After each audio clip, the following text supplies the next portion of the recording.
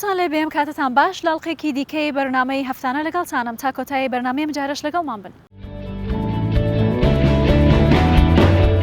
پیاوێک لە هەڵەبجە خورما لە حەوشەی ماڵەکەی بەرهەم دەهێنێت.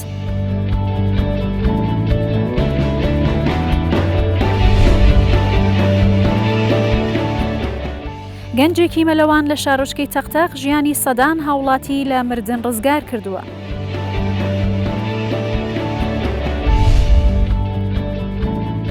ئۆمار سەرابی خاوەن پێداویستی تایبەت دەبێتە وێنەکێشێکی بەناوبانگ و میوزیک ژانێکی سەرکەوتوو.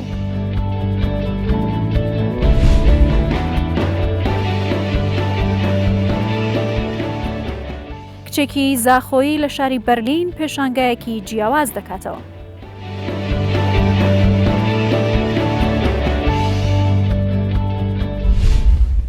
پیاوێک لە هەڵەبجە ماوەی 15 ساڵە دارخورمایەکی لە حەوشەی ماڵەکەیدا چاندووە. ئێستا بەرهەمی خوڕماکەی بە جۆرێکە ساڵانە 500 کیلۆ خوڕمای دەبێت. مام عەبدوڕەحمان دەڵێت سەرەتا کە ناوکەکەیم هێنا و لە حەوشەی ماڵەکەم چاندم بڕوام وان نەبوو کە دارخورمایەکی ئەوەندە گەورەی لێ دەربچێت. ئێستا دارخورماکەی مام عەبدوڕەحمان ڕەگی لە ناو شاری هەڵەبجەدا داکوتاوە. ئەو دەشڵێت حەزەکەم کە وەکو شارەکانی ناوەڕاست و خواروی عێراق لە شارەکانی کوردستانیش بتوانین داری خوڕما بەرهەم بهێنین.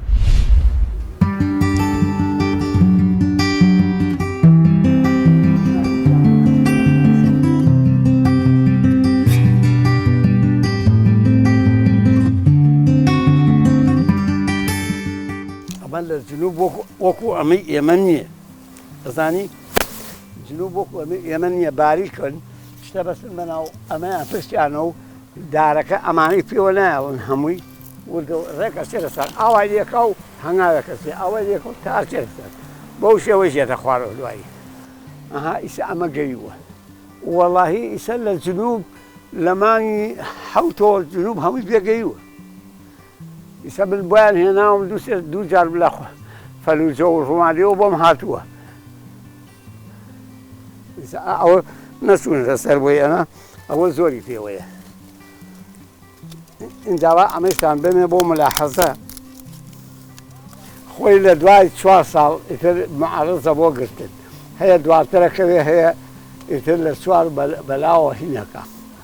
ئەبێ نەیبڕی هەتا بەرەکە دەرەکە ئەم بەڕێزیان وەرە لادە ئەمە بکرە ئەو نە بەلەزەتە یعنی خوڕمای چاکی جنوبی ئەلمەخی ئەمە خۆش نییە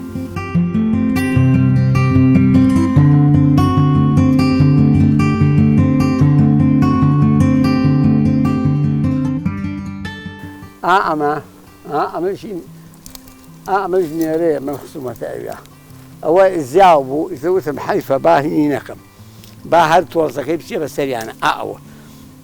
ئیسەی تۆزی پێ بوو ئەوە تەلقیحی هینەکەیەکە وەڵا ئەمە لە حەقەت لە بینی 10 و 15 ساڵە بیرم نییە بزەبت ئەم خوڕما خوا ئەفریقا لەگەڵ ساحێب و ژن و مناڵەکانە ئەمە ئەرزی ئێمە بوو ئەوەڵی ئیتر دوایی خۆڵاسی کەرام مندام بەیەکێ ئەویش دای بە تۆستی بەیەک پێیسە ئەو پیاوەکە مردووە خوارەی خۆش بێ یاخوا ئەوە ژێرزەمینێ بوو ئالێرا دانیشتن واتایەکی سەخی عەجایب ئامۆزای حاجی ڕەشی خەوخۆ و بڵین مامۆستا تۆفیق ئامۆزای ئەو بوو پیاوێکی زۆر چاک بوو ئیتر هەموو وەختەیە عەلاقەتمان زۆر و بانیەکەم دانیشتین جا ئیتر میوەشتیان هێنا جا دوای خوڕمای جوانی لە جنوب بۆ هاو ئەسەری بەغایە کرد هین بوو تیجار بوو ئیتر خوڕماکان خوڕمامان فراوشی مامۆستا ئەم خوڕمانە بڵی ببێ وتم ئارە وەڵا ئەبێ بۆ تەجروبە وەڵا وتی با کۆمەڵی فڕێنە ئەوە فڕێ ئەوێ هەر ئەم خوڕمایە ئەمە ئالەمە بەڵام ئەو وەکو ئەمە شل نەبوو ئەو بتەوتر بوو وەڵاهی ئەمە لە 200-300 کیلۆ تا 600-700 کیلۆ شەکرێ خوڕمای باش خوڕمای بەقووەت توانرێ باخی خوڕما دروست بکرێ ئەگەر جەو وەکو ئیمساڵ و پار وابێ وەکو پار و پێرای جوابێ هەر ئەیکا بەڵام گەرم تا گەرمتر بێ بۆ ئەم خوڕمایە باشترێتە بەرەم ئیسە بۆ لێرە ئاوا تۆزە دیکە پێگا بەیەکۆ پێناگا لە جنوبە گەرماکە جەوەکە وەکو یەکە ئێمە لێرە شەو فێنکە تەئسیری ناکاتە سەر هەموو خوڕماکان چەند بەعزێکی ئەکاتەوە بۆیە بەوەرز بە وایەها ئیسا بە ئەوە هەر سەوزی تەواوە ئەوەڵی 20 ڕۆژ عمرێتی مانگە عمرێتی دێ لەگەڵ ئەمەش ئابووە بەڵام ئەوە شوێنەکەی گەرمای بەرنەکەوتووە زۆر بەڵام ئەوەی کە زۆرتر گەرما بەرەشوێ زووترەکە لە دوای 4 ساڵ ئەمە بەرهەما هەیە 3 ساڵیش بەڵام وەکو هەناری خۆشمان بە 3 ساڵ بەرا بەڵام کەمە عمری 200 ساڵ 100 ساڵ 150 ساڵ عمری نەوەکانیان نازانم بنەوە بەڵام ناو وەختی خۆی خوێندومانە لە کتێبە لە علمی زەراعە خوێنمان لە دارالمعالمین ئەمە نەوعیان زۆرە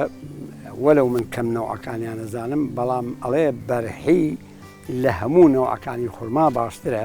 ئێمە خۆمان وەکو کورد حەز لە ئەشرەسی زۆرەکەین وەکو مسلمانیش حەز لە عەجووە زۆرەکەین عەجووە سیفەتی عەجووە ئەوەیە بچووکە بەقەی خورمایەکی بچووک لە ما بزانە ئەوەنە بچووکە بەڵام پێغەمبەر صلی الله علیه و سلم لەو خورمایە خواردووە ئیسا خەڵک زۆریە ناژێلەوە لەبەرەوە نەوعێتی ئەو خورمایە کە پێغەمبەر صلی الله علیه و سلم لێ خواردووە خەڵک زۆری ئەکڕێ ئەم کیلۆی بە 3000 بێ ئەو بە 15000 ئەو معلوماتتان لێ بێت جا ئەمە وەکو عەرزم کردن ئەمە حادل جینسە نێر بوو هەر نێرە ئەکا مێنگە بوو هەر مێنگە ئەکا ئەمە لە خۆی تەلقیح نابێت 100 ساڵ بمێنێتەوە خورمایەکی پێناگە بەڵام ئەبێ لە خورمایەکی نێرە ئەو تۆزەی کە پیشانمانەها ئەوە نێرەیە ئەو نێرەیە تۆزێک دەرەکە ئەو تۆزێ ئاوە ئەخەیتۆ ناو ئەمەها ئەمە وەکو مۆز چواردەوەرەکەی ئاوایە ئەوە ڕێک خە و جوان ئەمەش لەوەی ناوەکەی ئەەکەی تۆ یا خۆی تۆزێکی دەرەکەوێ بازێکی نێڵی زۆر لە خەکان دەرکاو بڕوا چونکی تێ ئەپەڕێ لەوانەیە جوان تەلقیحنەوێ بەڵام بە کۆمەڵ کە دەمەکەی کرد و ئەو ئەو هێنێ خستە ناوی پارچەیە لەو بچووکە یا ئاواوەشانە بەسەریوە ئێتر وازی لێ بێنە بەڵام هەیشە دەم زۆر ئەکاتەوە کە دەمی زۆر کردوە درەنگە گەیتە فریا یەنیتی ئەمانە ئەوە خەیتە ناوەکەیت و ئەوە بەهین ئەیان بەسیت تۆزێ بەشلی ئەی بەسی بۆی ئاوانێت تۆ بە پشتا و تۆزەکەی کوێتە خوارە و خورماکە تەلقیح نەبێ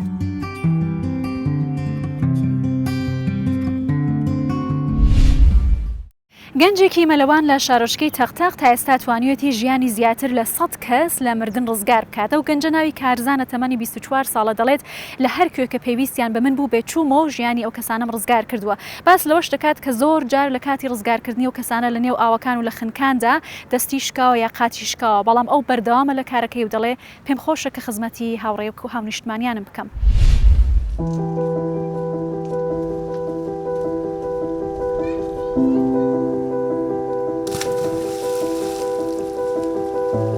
من ناوم کارزان فەرمان ئیبراهیمە لە ناحیەی تەختاق نیشتە جێمە و خەڵکی گوندی تاڵەبانم هەر لە منداڵیەوە حەز و خولیای مەلەوانیم هەبوو ناوەناو بە دزیەوەی ماڵەوە دەڕۆیشتم بۆ مەلەوانی بۆ خۆفێنکردنەوە و مەلەوانی و سەرکێشی ناو ئاو زیاتر حەزەکەم زۆر بوو بۆ مەلەوانی و بە وەرزشی مەلەوانی دەتوانم بڵێم هەر کەس لە پیشە و ئیشەکەی خۆمان بیرۆکەیەکی وامان هەبێ و بتوانین بەشێک لە پیشەکەمان بۆ خەڵک بێ و یارمەتی خەڵکی پێ بدەین بەڕای من هەمومان پێکەوە جوانین و شتێکی جوان دەرەچێ خۆم خودی خۆم لە ساڵی 2017 تیمێکی مەلەوانی خێرخوازیم هەیە بە ناوی تیمی مەلەوانی خێرخوازی کوردستان بە مەبەستی دۆزینەوەی تەرمی ئەو کەسانەی کە دەخنکێن و بێسەر و شوێنن ئیتر بۆ ئێمە فەرق ناکە هەر ناوچەیەک بێ بۆ زۆربەی شارەکانی کوردستان و بەشێکی شارەکانی عێراقیش ڕۆیشتوون تەنانەت حدودی تورکیا و ئێرانیشمان کردووە بە مەبەستی دۆزینەوەی تەرمی ئەو کەسانەی لە ئاودا دەخنکرد زیاتر لە 150 کەسم بەس لە خنکان ڕزگار کردووە زۆر کاتی جومعان بڵێن لە شوێنە گشتیەکان دەوەستم بۆ چاودێری گەشتیاران بۆی گەشتیاران بپارێزین لە ڕووداوی خنکان و ڕێنمایی بە گەشتیاران دەدەیت. مەلەکردن لە زێوە لە ڕووبار لە مەزباح لە بەنداوەکان هەمووی فەرق و جوایزی خۆی هەیە و مەلەوانی زێ زیاتر ئاستەکانی دیار نییە پولایی لێ دێ تەنکاوی لێ دێ وە شوێنێک دروستەکە بە ناوی جێژن زیاتر مەلەوانەکە ئەو کەسەی کە دەڕواتە ناوی دەیگرێت جاروایە تووشی خنکان دەبێتەوە لە ناو جێژەنەکە لە ناو ئەو بەڵام لە ئاوی مند بەنداو یاخود مەزبەح بەو شێوە نییە شوێن و ئاستەکانی دیارە کە چ قیاسێکە بەڵام لە زێ وانە دەبێت زۆر بە وریایەوە مەلەوانی لێ بکرێت. ساڵی 2010 بوو دوو کەس پێکەوە لەسەر خنکان بوون تقریبا مێرمنداڵ بوون لەسەر خنکان بوون بۆ یەکیان ڕۆیشتم یەکیانم دەرکرد ئەوەکەی کەم پێ دەرنەکرا لە پێش چاوم خنکا زۆر یعنی وەک یادەوەریەک ئێستاش لە بیرم ناچێت لە پێش چاوم خنکا زۆرم پێ ناخۆش بوو چونکە هەر ئەوەن دەتوانامە بۆ ئەوەندە پێڕاگەیشتم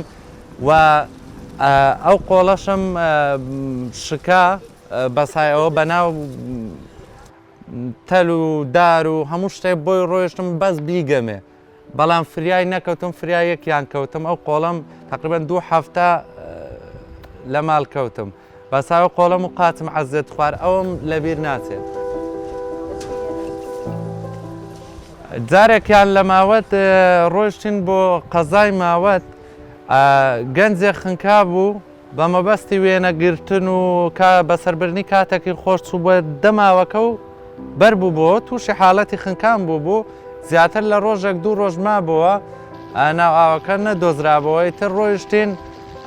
گیانی خۆمان کەوتە مەترسیەوە بەجددی تەنانەت کۆپتەر بۆمان هەستا لەو شوێنە گیر بوو بووینێمە لە سەعات 9 بەیانی و گیر بووینە تاکو 5 ئێوارە.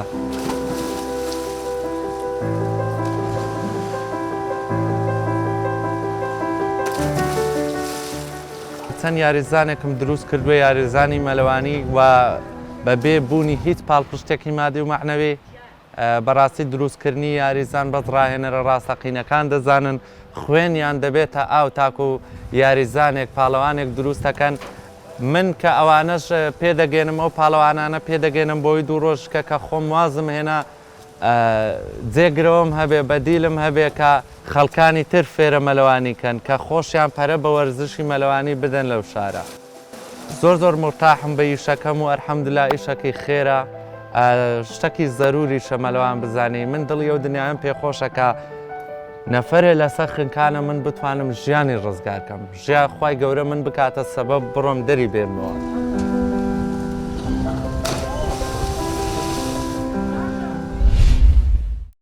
ئۆمار سەرابی کە زیاتر لە 30 ساڵ لەمەوبەر لە ڕووداوێکدا قاچەکانی لەدەستدەدات بەڵام لە خەونی هیواکانی سارد نابێتەوە هەروەها هیوای بۆ بەردەوامبوونی ژیانیش هەیە.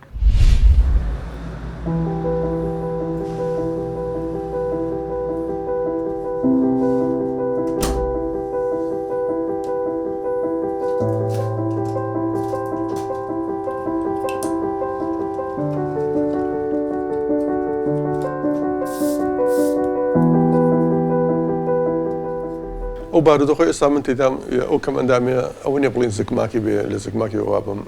لە ساڵی 2000 هەر لە ڕێگای هەندەرانەوە تووشی کەم ئەندامی بووم وەکو ئێستا چۆن بڵێن کۆچی بە کۆمەڵ هەیە ئەو کاتیش بڵێن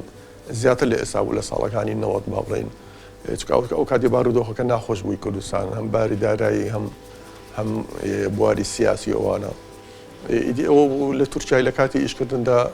دوای گەڕانەوە تەبەن لە ئیتاڵیا لە کاتی کارکردندا ئاسنێک پشتم کەوت ئەوە بوو دەرکە پەتکم تووشی زیان بوو لەو کاتێەوە پەلەکانی خوارم لە دەستدا لە ساڵی 2000 با بڵێن. ئەو حەز و ئارۆزەی هەموو بڵێن لە ژیانی سەرەتایی ئەوە بوو یعنی لە ناخمدا هەر مابووە ینی لە دەرفەتێک دەگەڕام کە دووبارە دەست پێ بکەمەوە بە کاری هونەری کاری شێوەکاری ئیدی ئەو بوو کە تووشی کەم ئەندامەکەی بووم ئەو کاتی زیاتر بڵێن دەست بەتاڵ بووم و مەجاالم زیاتر بوو ئیدی ئەوە بوو دەستم پێکردەوە ئێستا گەلەریەکم هەیە تایبەت بخۆم دوکانم هەیە لەو کاتەوە تا ئێستا بڵێن کردومەتە پیشەیەک بۆ خۆم وێنە بۆ خەڵک دەکەشمەوە بە پارە خەڵک بەردەوام بڵێن سەردانم دەکەن دێن بۆ ماڵەوە ئیشەکانم لە نزیکەوە حەز دەکەن ینی بیان بێنن. ئەو ڕاستی بێ هي ئەکادمیەکی نەمخوێندووە بەڵام ینی زۆر گەڕام بە دوا سەرچاوەکاندا بەتابەتی لە ئەنتەرنێت و ئەوانە لە زۆربەی زۆری شارەکانی کوردستان پەیوەندی پێوە دەکەن بگرە لە دەرەوەی وڵاتیش ئەو هاونیشتیمانانی کە بڵین پەناهەندن لە ئەوروپای داوام لێ دەکەن بێنان بۆ دەکەشمەوە و چەند تابلۆشم ڕەوانە کردوونەتەوە بۆیان خەڵک بێزار بوو لە کامێرۆ ئەوانە تەمەنە حەز دەکەن ئیشێکی دەستیان هەبێت خۆشی دەزانی ئیشی دەست ینی کارێکی هونەریە یا زۆری با بڵێن خۆشەویستەکانن بڵێن پێشکەشی یەکتری دەکەن بەردەوام پێشەنگام هەبووە بەڵام لەبەر ئەو ینی کۆڕۆنا ڤایرۆس و ئەوەی یەکەمتر توانیمە پێشەنگا بکەمەوە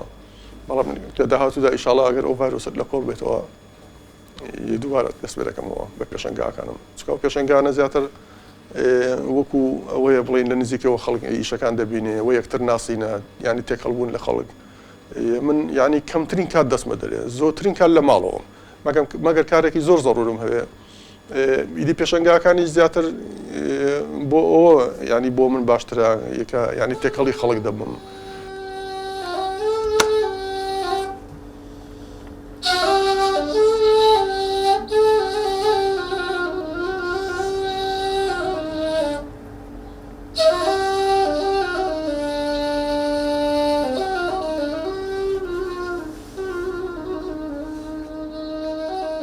من بۆیە جگە لە وێنە کەشانەکەی کارێکی کەشم هەڵژمارد بۆەوەی ینی خەمەکانم لەبیر خۆم بەرمەوە با بڵێن خەمی ئەم دنیا ئەوە بوو کە ئامێری نەیم هەڵژمارد بەڵام بەداخۆ لەبەرەوەی ئامێرێکی سۆزداریە زیاتر ینی تووشی بیرکردنەوە و ئەوە دەکا بەڵام نەبووتە هۆی ئەوەی کە ینی نیگەرانیم ڕاستی بەس هەندێک جار هەیە بڵێن لە دەرگای بیرچوونەوە دەدات ئەو یادگارانەی کە پێشتر لە سەردەمی هەرزەکار یا لە سەردەمی مناڵی بەبیرت دێنەوە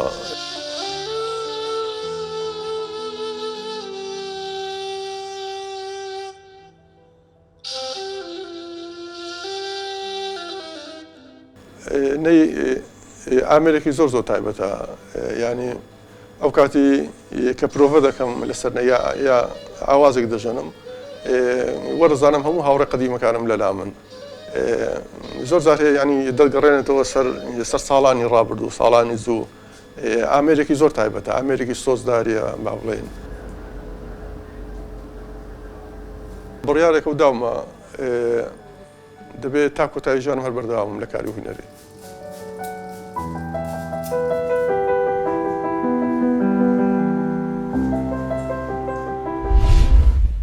هاوین سندی کچێکی خەڵکی زاخۆیە کە توانیوتی پێشانگایەک بۆ تابلۆ کارە هونەریەکانی لە بەرلینی پایتەختی ئەڵمانیا بکاتەوە خەم و ئازارەکانی نەتەوەیەکی بێدەوڵەت بگەێنێتە وڵاتانی جیهان. ناوی پێشانگاکەی هاوین بێوڵاتە ئەو توانیوتی لە ڕێگەی تابلۆکانیەوە ئازاری نەتەوەیەکی بێدەوڵەت بخاتە ڕوو.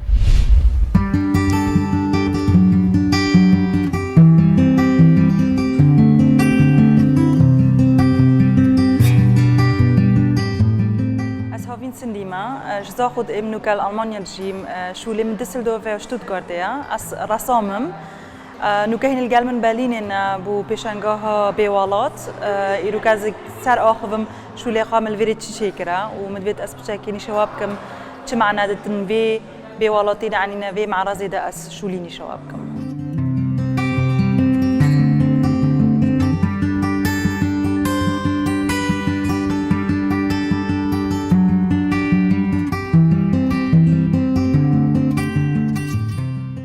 پێشانگەها 26 هەیە 7 سپیکر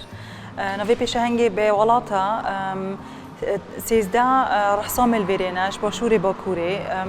هەرێکی موضوعێکی گەڵخوای ئینۆتی بەحسا کوردستانێ بەحسا حياتا كردا حتى يعني بحثا حياة الكردستاني وجدربة كردستاني دكن يهاتين فيري معرضك مازنة تشيبي بيشانجاك مازنة تشيبي و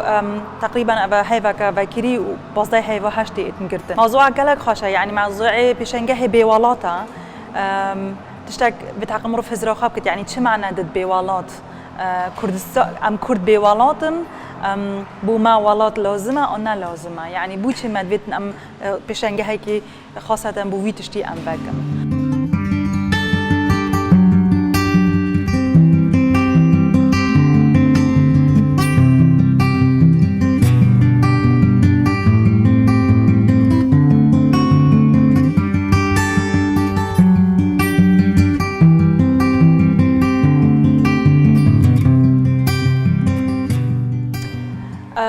بروجكت من بو بوالات تشيكري نوفي بيرزونيا يعني بحثا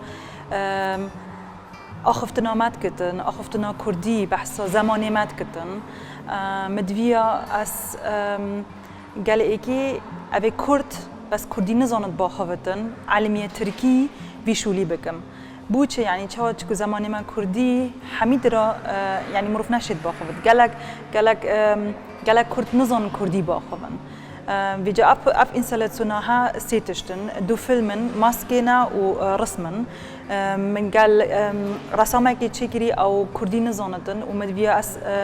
من هزرا خاطر چا مروف شیتن هک زمانی مروفی هندابت مروف نشیتن باجر خدا کردی باخوتن آن دایکو باوت مروفی نشا مروفی بکت کردی یعنی چه معنی داد بو مروفی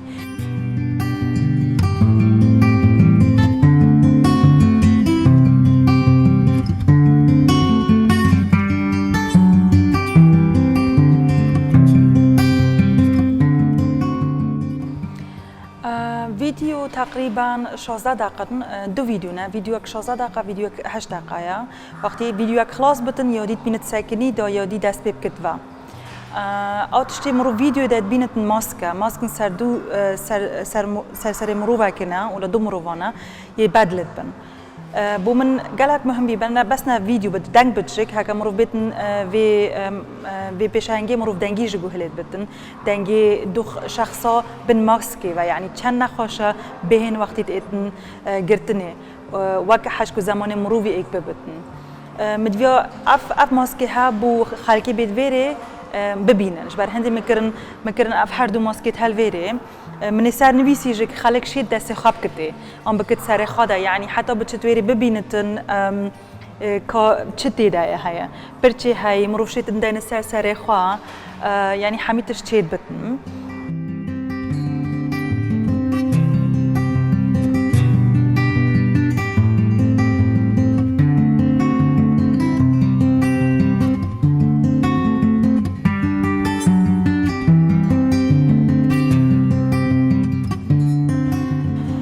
وقتی ماسک سر ما و مدویا از تابلو جا چیکم چونکو او وقتی ماسک سر ما بچه گلک زحمتا مدویا وی زحمته وی گرانیه سر تابلو چیکم هنده جاراک حوالی چید کر من تمامت کر یعنی اف تابلو ته چید وقتی ماسک سر ما ندید ما چه چید کر ما هنده جارا بس یعنی کچا حساس هبی ما وصا چید کر مجبر هنده اف تابلو ته جک گل وی شولید بن انستالاسیون